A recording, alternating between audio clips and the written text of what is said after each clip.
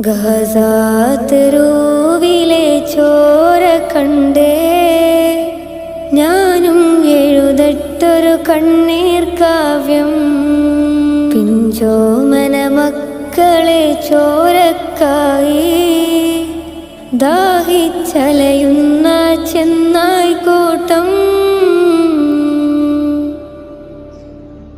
മരിച്ചത് ഞാനല്ല, നീയാണ് മുസ്ലിമേ.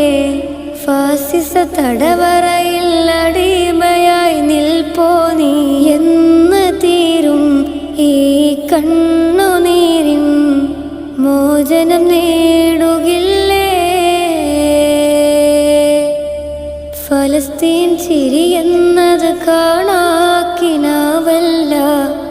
അറബിപ്പൻ വിളയുന്ന കാലം വരുന്നുണ്ട് തഖ്വ കൊണ്ട്.